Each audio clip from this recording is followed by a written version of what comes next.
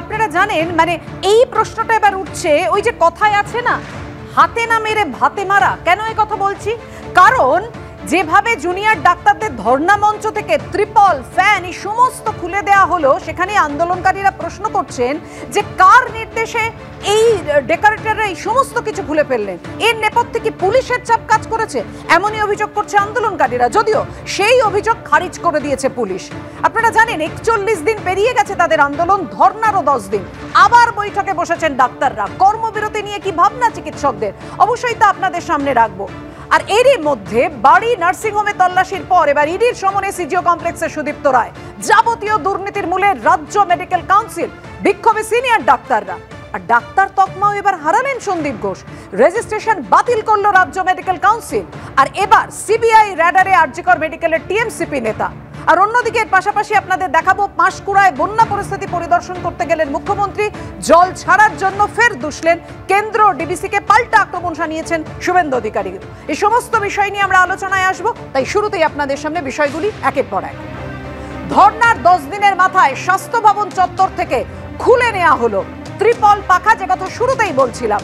পুলিশের চাপ, অভিযোগ আন্দোলনকারীদের, যদিও সেই অভিযোগ খারিজ করে দিয়েছে পুলিশ। বিধাননগর কমিশনারেটের পক্ষ থেকে একবারে সাংবাদিক বৈঠক করে জানিয়ে দেওয়া হলো আরজিকর মেডিকেলে আর্থিক দুর্নীতি মামলায় তৃণমূলের চিকিৎসক বিধায়ককে জিজ্ঞাসাবাদ করলেন ইডির আধিকারিকরা। অর্থাৎ সুদীপ্ত রায়কে এখনো জিজ্ঞাসাবাদ করছেন ইডির আধিকারিকরা। কি তথ্য বেরিয়ে আসে নজর থাকবে আমাদের সেদিকে। ভুয়ো কোম্পানি খুলে টেন্ডার দুর্নীতি, স্বাস্থ্য দফতরের দুর্নীতির অভিযোগে সরব হয়েছেন শুভেন্দু অধিকারী। একের পর এক তথ্য সামনে রেখে তিনি এভাবেই আক্রমণ শানিয়েছেন। দুর্নীতির অভিযোগে রাজ্য মেডিকেল কাউন্সিল সাফাইয়ের দাবিতে বিক্ষোভ দেখালেন চিকিৎসকরা। যে সমস্ত কিছুর মূলে রয়েছে আসলে রাজ্য মেডিকেল কাউন্সিল। বাংলায় বন্যা পরিস্থিতির জন্য ফের কেন্দ্র, ডিবিসিকে আক্রমণ শানিয়েছেন মুখ্যমন্ত্রী। অর্থাৎ গতকাল ম্যানমেড বন্যার পর এবার একেবারে সরাসরি ডিবিসিকে আক্রমণ, যে ডিবিসির সঙ্গে সম্পর্ক ছিন্ন করব। মুখ্যমন্ত্রীর বন্যা দুর্গত এলাকা পরিদর্শন, ফটো সেশন, এভাবেই কটাক্ষ করলেন শুভেন্দু অধিকারী। কিন্তু শুরুতেই যে কথা আপনাদের বলছিলাম, যে আরজিকর কাণ্ডের প্রতিবাদ আন্দোলন কোন পথে এগোবে তা নিয়ে ফের বৈঠকে জুনিয়র ডাক্তাররা। জুনিয়র ডাক্তারদের একাংশ চাইছে স্বাস্থ্য ভবন থেকে অবস্থান তুলে নিতে এবং বিভিন্ন হাসপাতালে গিয়ে আন্দোলন কেন্দ্রীভূত করতে, এমনটাই সূত্রের খবর। আর সেই বিষয়ে আপনাদেরকে আপডেট দেবো। আমাদের সঙ্গে রয়েছেন আমাদের প্রতিনিধি ঝিলম করঞ্জাই। ঝিলম, জানাও আমাদের, এই যে বৈঠক, তার আগে একাধিক বৈঠক হয়েছে, সেই বৈঠক থেকে কি বেরিয়ে এসছে, এখনো কি ঠিক কোন কোন বিষয় নিয়ে আলোচনা হচ্ছে বৈঠকে?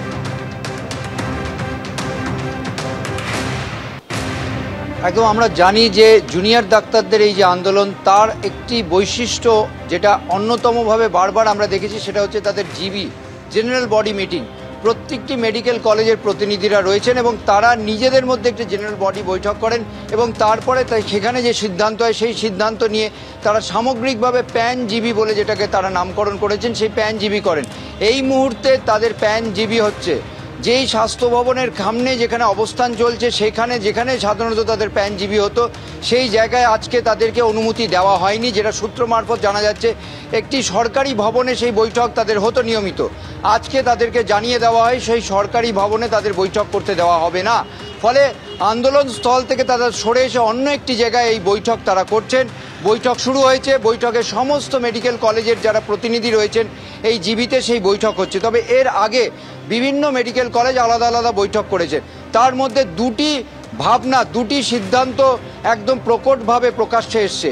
একটি হচ্ছে অবস্থান মঞ্চ স্বাস্থ্য ভবন থেকে সরিয়ে নিয়ে যাওয়া এবং সেইগুলো বিভিন্ন হাসপাতালে বা মেডিকেল কলেজে কেন্দ্রীভূত করে সেখানে আন্দোলন চালিয়ে যাওয়া এবং তার সঙ্গে কর্মস্থলে আংশিকভাবে যোগদান করা। আর আরেকটি ভাবনা যেটা প্রকট হয়ে উঠেছে, সেটা হচ্ছে যে আন্দোলন জোরদারভাবে এই স্বাস্থ্য ভবনের সামনে থেকেই কেন্দ্র করে চালিয়ে যাওয়া হোক প্রেশার পয়েন্ট হিসেবে।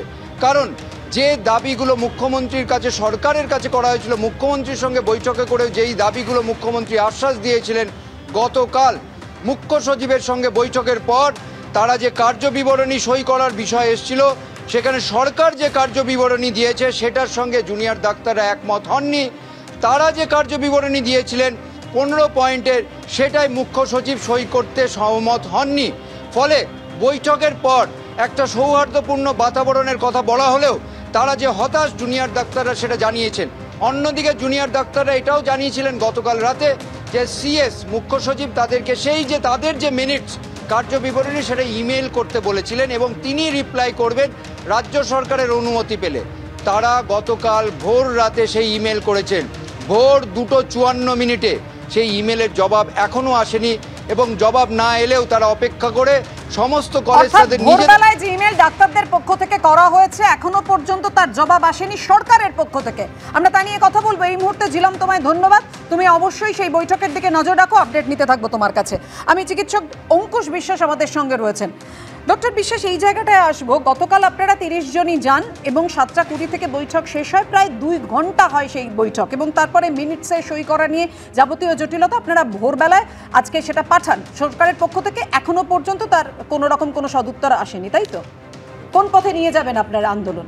এখনো পর্যন্ত সরকারের পক্ষ থেকে কোনো রকম কোনো সদুত্তর আসেনি এবং এইখানে আমরা একটা জিনিস বলে দিতে চাই যে এই যে আমাদের আন্দোলন এটা সম্পূর্ণ একটি অরাজনৈতিক আন্দোলন। আজকে সেটিকে বিভিন্ন দিক দেওয়ার চেষ্টা করা হচ্ছে এবং আন্দোলনটিকে দিশাহীন করে তোলার চেষ্টা করা হচ্ছে। কারা করছে? এই যে আমাদের যে চতুর্থ এবং পঞ্চম পয়েন্ট, এই যে চতুর্থ এবং পঞ্চম পয়েন্টটাকে আমরা মিট করতে পারছি না বলে আমরা এখনো পর্যন্ত বসে আছি। সেই 4 নম্বর এবং 5 নম্বর পয়েন্টে কি আছে? সেফটি এবং সিকিউরিটি, যেটা প্রত্যেক গণতান্ত্রিক মানুষের একটা সামাজিক অধিকার, সেফটি এবং সিকিউরিটি। এবং পঞ্চম পয়েন্ট থ্রেট কালচার। এই থ্রেট কালচারকে নির্মূল করতে গিয়ে আমরা যাদেরকে সেখান থেকে তুলে দিচ্ছি সেই জায়গায় কাউকে তো বসাতে হবে এবং সেই যেখানে বসাচ্ছি সেইখানে আমরা বসাতে যাচ্ছি গণতান্ত্রিকভাবে নির্বাচিত একটি কলেজ কাউন্সিলকে, একটি আরডিএর মেম্বারকে। সেটি সম্পূর্ণভাবে গণতান্ত্রিকভাবে নির্বাচিত একটি কাউন্সিল হবে বা আরডিএর মেম্বার যারা থাকবে সম্পূর্ণ গণতান্ত্রিক প্রক্রিয়ায় তারা থাকবে। সেইখানে এটা কি বলা হচ্ছে রাজনৈতিক মোড় দেওয়ার চেষ্টা করা হচ্ছে। আমি এখানে বলে দিতে চাই যে একটু স্পষ্ট হতে চাইছি, মেডিকেল কলেজের সুরক্ষা, থ্রেট কালচার বন্ধ, এই যে কথাগুলো আপনি বলছিলেন সেগুলো নিয়ে দ্বিমত নেই তো কোনো?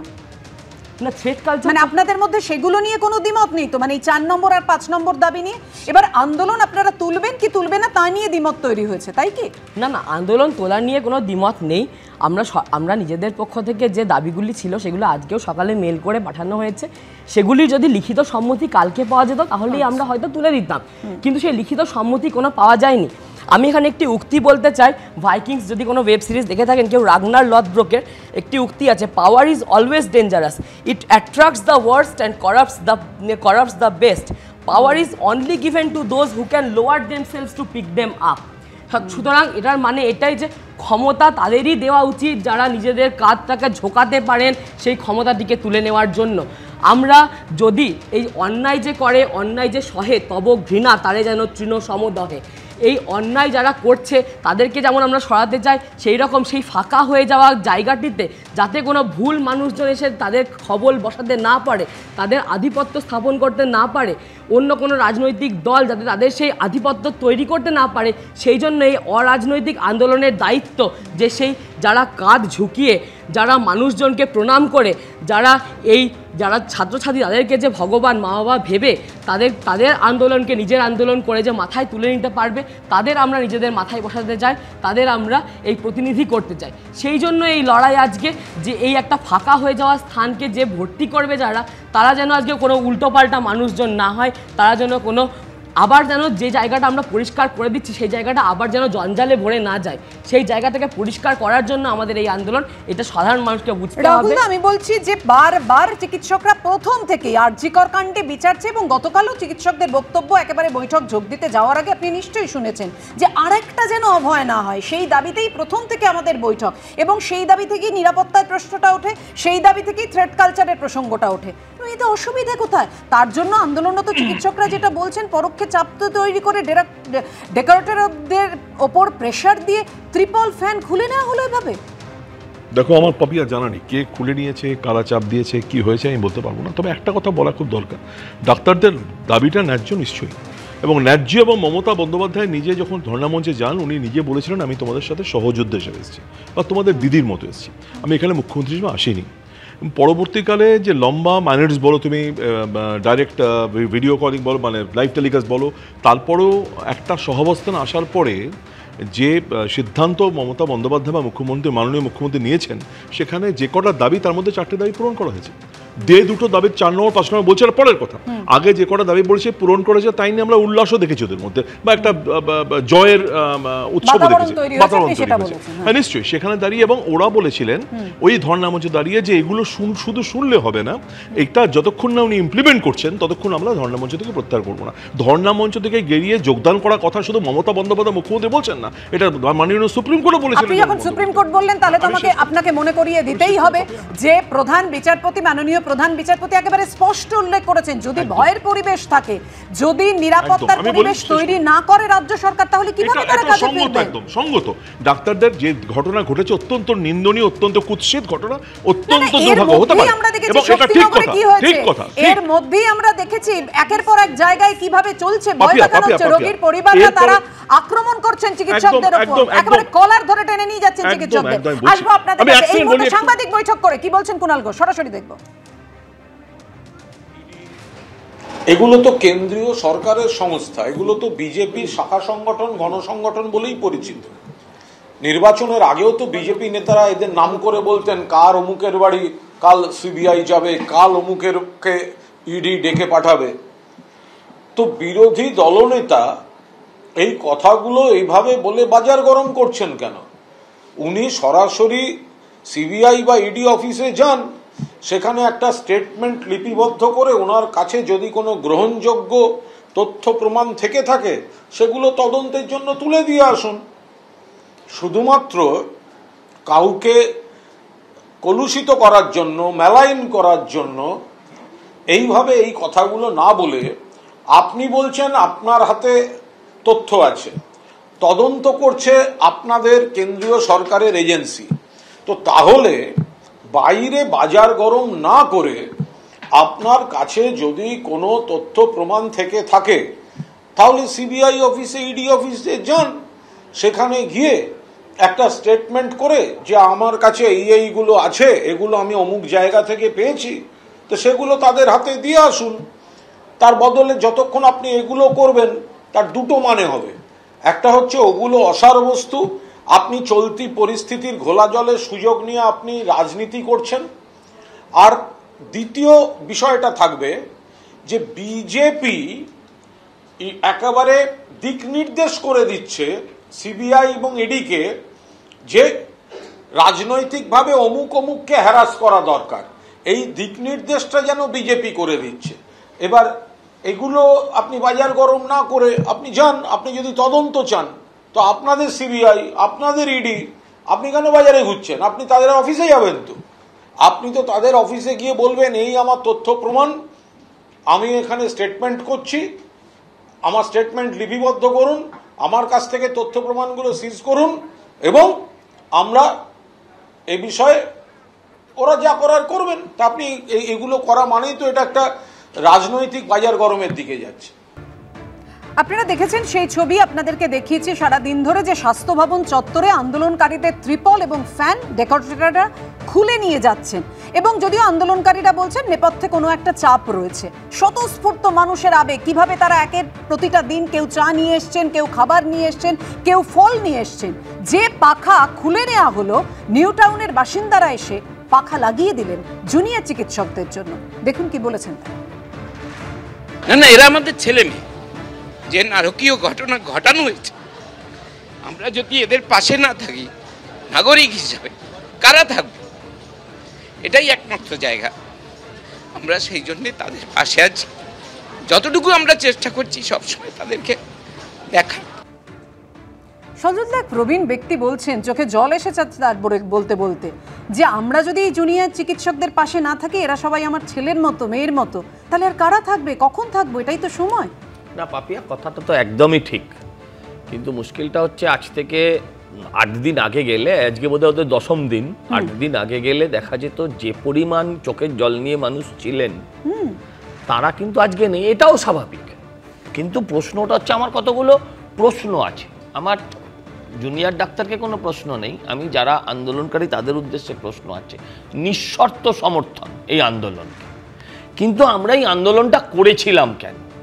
শুধু অভয়া, মানে সোদপুরের অভয়া বা আরজি করের অভয়ার বিচারের দাবিতেই আন্দোলন করেছি না, তার মা সেই আন্দোলন চেয়েছে।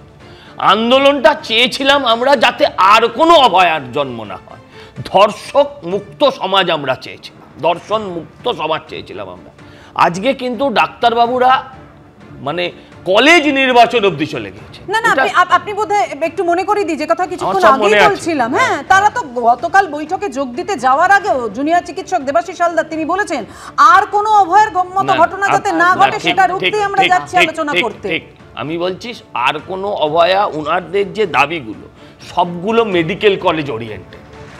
একটু আগে এই যে দেখুন, এখনো আপনারা ছবিতে দেখাচ্ছেন নীল জামা পরা ভদ্রলোক হাওয়া দিচ্ছেন বাবার বয়সী, উনি কিন্তু এইটা বলতে আসেননি যে ওই অভয়ার বিচার চাই। ওনারা বলছেন যে আমারও ওই বয়সের একটা মেয়ে আছে, আমার একটা নাতনি আছে, আমার ঘরে আমার বোন আছে, আমরা সবাই তো সেই কারণে নেমেছিলাম। আমরা শুধু অভয়ার যারা সন্দীপ ঘোষ ফাঁসি হোক, সঞ্জয় রায় না কি নাম তার ফাঁসি হোক, এটা তো চাই একটা জায়গায় অবধি, কিন্তু তার সঙ্গে সঙ্গে আমরা আরো বেশি করে চাই যাতে এই বাংলার বুকে অভয়া, নির্ভয়া, তিলোত্তমা, কাদম্বিনী, যে যে নামেই ডাকুন না কেন, এই নামগুলোর যাতে আর সৃষ্টি না হয়। কিন্তু আজকে ওনাদের দাবির অভিমুখটা একেবারে মেডিকেল কলেজ ওরিয়েন্টেড হয়ে যাচ্ছে। আমি হাত জোর করে অনুরোধ করতে চাই, দেখুন এমন ঘটেছে যে আমাদের ছায়া দেখলে ওরা গো ব্যাক স্লোগান দিয়েছে।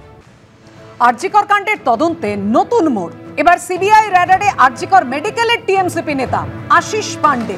আরজিকর মেডিকেলের হাউস স্টাফ তিনি। মহিলা চিকিৎসকের দেহ উদ্ধারের দিন সল্টলেকের একটি হোটেলে ওঠেন আশিস। 9 আগস্ট বেলা 12টায় এক মহিলা বন্ধুকে নিয়ে হোটেলে চেক ইন করে আশিস। 10ই আগস্ট সকাল 11টায় চেক আউট করেন আরজিকর মেডিকেলের টিএমসিপি নেতা আশিস পান্ডে, এমনটাই সূত্রের খবর। ভিজিটার্স বুক নিয়ে সিজিও কমপ্লেক্সে হোটেলের কর্মীরা অ্যাপের মাধ্যমে বুকিং করা হয়েছিল সেই হোটেলের ঘর, এমনই উল্লেখ রয়েছে সিবিআই নোটিশে। আর এবার দেখুন আশিস পান্ডের বিরুদ্ধে ঠিক কি অভিযোগ করছেন জুনিয়র ডাক্তাররা। তারা বলছেন এই থ্রেট কালচার আরজিকর মেডিকেলে, যে থ্রেট কালচারের অভিযোগ তারা দিনের পর দিন করে আসছেন, কিংপিন এই আশিস পান্ডে, তার বিরুদ্ধে একাধিক অভিযোগ করেছেন আন্দোলনকারীরা। 9 আগস্ট মহিলা চিকিৎসককে ধর্ষণ খুনের দিন সেমিনার রুমে উপস্থিত ছিলেন আশিস পান্ডে। ছবি দেখিয়ে একেবারে দাবি করছেন আন্দোলনকারীরা। ধৃত সন্দীপ ঘোষের সঙ্গে আশিস পান্ডের একাধিক ছবি সামনে এনেছেন জুনিয়র ডাক্তাররা। আশিস পান্ডের বাড়িতে গেলেও তার প্রতিক্রিয়া পাওয়া যায়নি।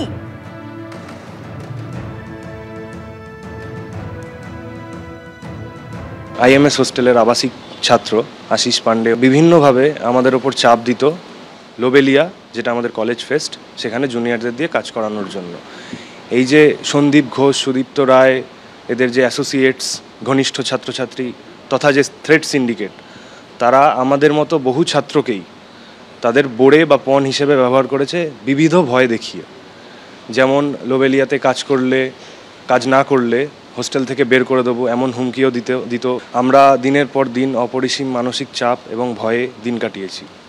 2021 সালে তৎকালীন ফাইনাল ইয়ার ছাত্র Ashis Pandey on duty doctor Mainak রায়কে দলবদ্ধভাবে এবং নির্মমভাবে মারধর করে। যতদিন ধরে সন্দীপ ঘোষ আরজিকর মেডিকেল কলেজের অধ্যক্ষ পদে আসীন ছিলেন, ততদিন এই যে সন্দীপ ঘোষ ঘনিষ্ঠ ছাত্র যেমন আশিস পান্ডে টিএমসিপি ইউনিটের নাম করে ভয় দেখিয়ে বিভিন্ন ছাত্রছাত্রীদের বিভিন্ন পরীক্ষায় বারবার ফেল করিয়েছে। এবং এই ফেল করানোগুলো এতটাই সুপরিকল্পিতভাবে করা হতো যে তাদের প্র্যাকটিক্যাল পরীক্ষায় ফেল করানো হতো যাতে তারা রিভিউ না দিতে পারে। এবং এই প্ল্যানের একাংশ রুম নাম্বার 14, আইএমএস হোস্টেল, এইসব জায়গায় বসে করা হতো। আমরা বহু চেষ্টা করেছি যাতে আমাদের ব্যাচমেটরা ফেল না করে, কিন্তু আমরা সেটা আটকাতে পারিনি।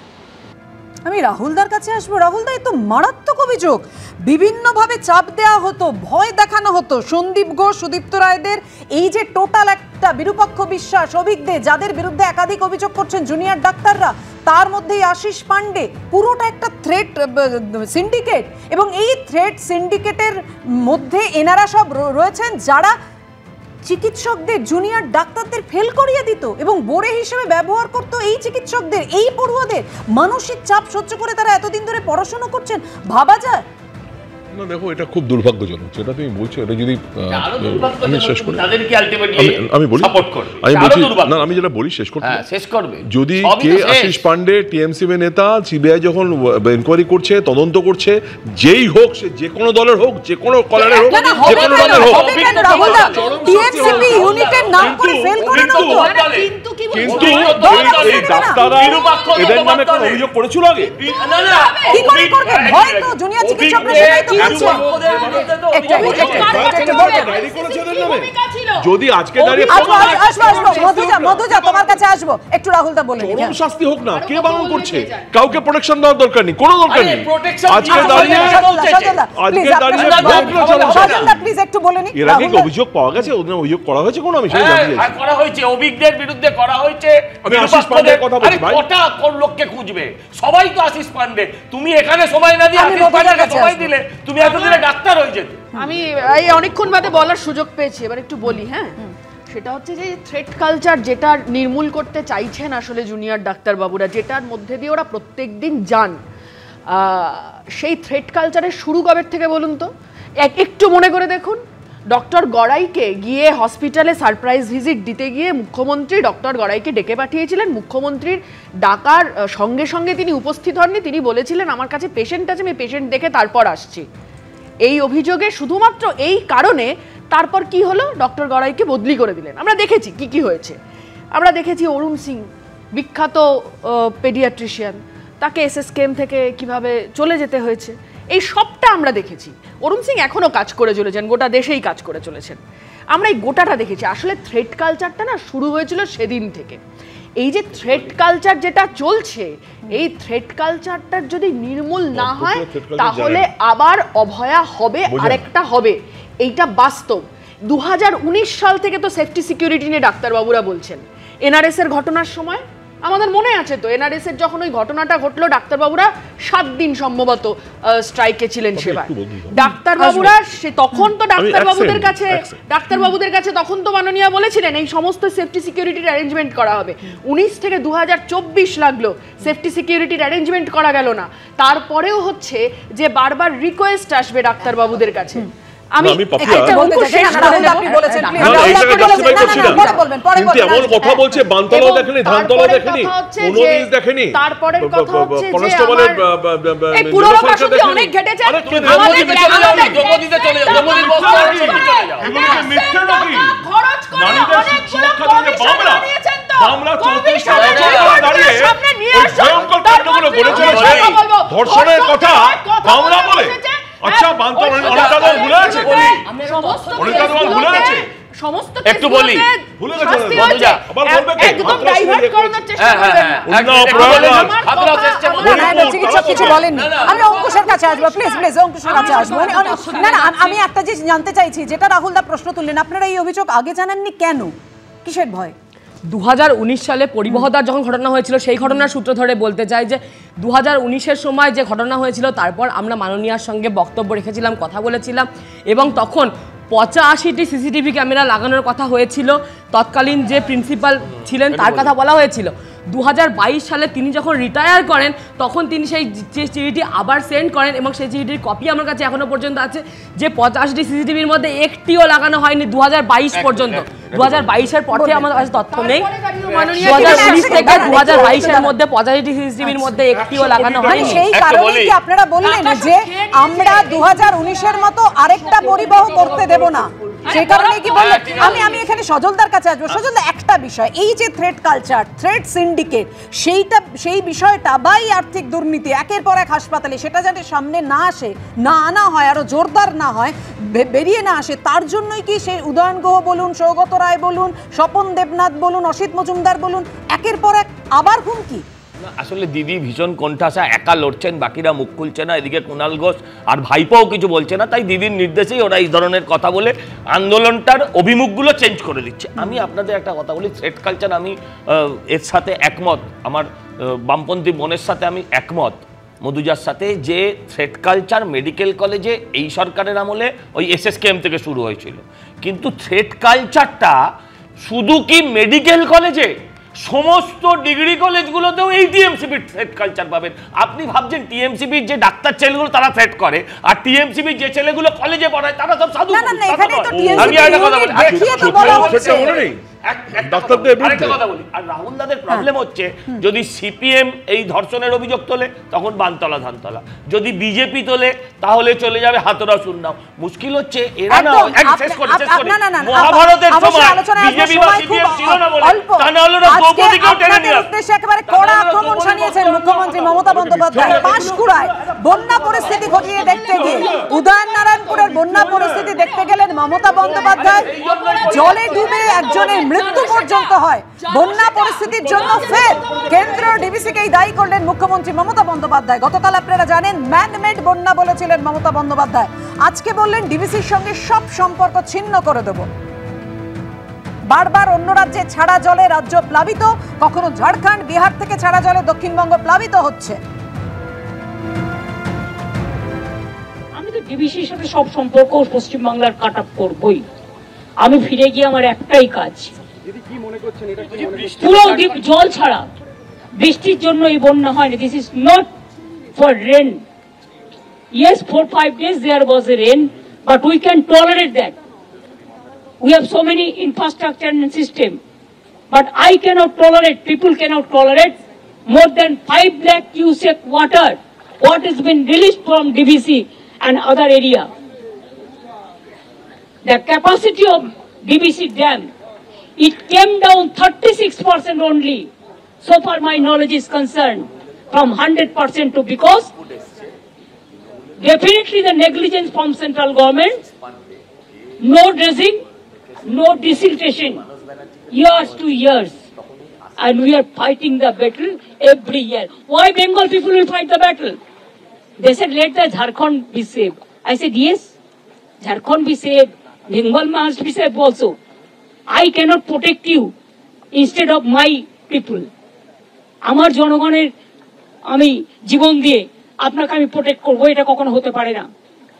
আমরাও সিদ্ধান্ত নিয়েছি, যেহেতু জল ঢুকছে, এমনকি আমি দেখে এলাম মিদনাপুর দিয়ে, আপনারাও তো যারা আমার সাথে আসছিলেন, ন্যাশনাল হাইওয়েতেও জল উঠছে। সুতরাং 3 দিন ঝাড়খণ্ডের বর্ডার বন্ধ থাকবে, সিল থাকবে। Please send this message to Rajiv Kumar DG immediately. 3 দিন বর্ডার থাকবে বন্ধ, তার কারণ গাড়ি ঢুকলে জলে ডুবে যাবে, এটা আমি চাই না। আর ডিবিসির সাথে অল সম্পর্ক আমি তো কাট আপ করবই, because it is too much. It is too much. दीदी ये हर साल होता है कि बाढ़ की समस्या, हर साल में इतना ज्यादा कभी नहीं हुआ। दी आपने क्या सेंट्रल, हमने बहुत दफे प्राइम मिनिस्टर को लेटर लिखा, कोई विचार नहीं मिला। बहुत दफे लिखा, हमारा मिनिस्टर टीम गया, और क्या कर सकती, नहीं किया कुछ। इसी के लिए हमारा जनता को दिक्कत हो रहा है। ये पानी डीबीसी का हमारा हाथ में नहीं है, ये सेंट्रल गवर्नमेंट का ऑर्गेनाइजेशन है। মুখ্যমন্ত্রীর বন্যা দুর্গত এলাকা পরিদর্শনকে ফটো সেশন বলে কটাক্ষ করছেন শুভেন্দু অধিকারী। কি বলছেন তিনি? যে বন্যা কবলিত এলাকায় মুখ্যমন্ত্রী যাওয়ায় আরো সমস্যা বাড়ছে মানুষের। একই সঙ্গে প্রশাসন ও ত্রাণের কাজের পরিবর্তে ব্যস্ত থাকছে মুখ্যমন্ত্রীর তদারকিতে। নিজের সরকারের দায় অন্যের ঘাড়ে চাপানোর চেষ্টা করছেন মুখ্যমন্ত্রী। আজও পাঁশকুড়ায় মুখ্যমন্ত্রীর নিরাপত্তায় 1000 পুলিশ কর্মী মোতায়েন ছিলেন, আর এই পুলিশ কর্মীরা ত্রাণের কাজে লাগতে পারতেন। মানুষের ক্ষোভের ভয় কি এত পুলিশ মোতায়েন করতে হয়েছে মুখ্যমন্ত্রীর নিরাপত্তায়? রাহুল, আপনি শুনলেন কি বললেন শুভেন্দু অধিকারী? ভুল লাগে একজন বিরোধী দলনেতা, শুধু বিরোধী দলনেতা, আমি ছেড়ে দাও তার ডেটের পর ডেট, তারিখের পর তারিখ, যা যা বলে সব ভুলে গেলাম। আজকে দাঁড়িয়ে বন্যা যখন মানুষ বিপন্ন, সেখানে সে পাশে না গিয়ে দাঁড়িয়ে উল্টে সমালোচনা করছে মুখ্যমন্ত্রী বলে। আজকে মানুষের জন্য কাছে মুখ্যমন্ত্রী, আজকে যেখানে দাঁড়িয়ে বিরোধী দলনেতা উচিত সাপোর্ট করা, সমর্থন দেওয়া, মিনিমাম দায়বদ্ধতাটুকুনেই মানুষের প্রতি এসব বিরোধী দলনেতা তাদেরকে কি উত্তর দেওয়া দিয়ে দিয়েছেন। না না, অন্যের ঘাড়ে দায় চাপাচ্ছেন মুখ্যমন্ত্রী। শুভেন্দু অধিকারী বলছেন মুখ্যমন্ত্রী গেছেন জলের জন্য, আজকে দাঁড়িয়ে যেভাবে ডিবিসি জল ছাড়ছে, যেভাবে আজকে মানুষ বিপন্ন, যেভাবে মানুষ গৃহ হয়ে আশ্রয়হীনে পড়ছে, তুমি খুঁজে যাবেন না? আমি সজলদার কাছে আসবো। সজলদা একদম মুখ্যমন্ত্রী পরিষ্কার বলছেন বৃষ্টির জন্যই বন্যা হয়নি। বৃষ্টির জন্য দাঁড়ান বলতে দিন একটু। বৃষ্টির জন্য যদি বন্যা হতো সেটা আমরা সামলাতে পারতাম। ডিবিসি জল ছেড়েছে, যেখানে 5 লক্ষ কিউসেকের বেশি জল, যা ডিবিসি এবং অন্যান্য জায়গা থেকে ছাড়া হয়েছে, ডিবিসির সঙ্গে সমস্ত সম্পর্ক ছিন্ন করে দেবেন মুখ্যমন্ত্রী। মানে উনি ডিবিসির সাথে ডিভোর্স করেছেন, খুব ভালো কথা, কিন্তু এই যে আজকে উনি গেলেন, রাহুল দা যে এত কথা বলছেন মানুষের জন্য গেছেন, মানুষের জন্য উনি কি প্যাকেজ দিয়ে এসেছেন? ওখানে তো খিচমেরি ফটো মার্কা স্টাইল দিয়ে, এক মিনিট রাহুল দা, আমি তোমার সঙ্গে বলিনি কথা, আপনি ওখানে উনি বলেছেন ম্যানমেড বন্যা।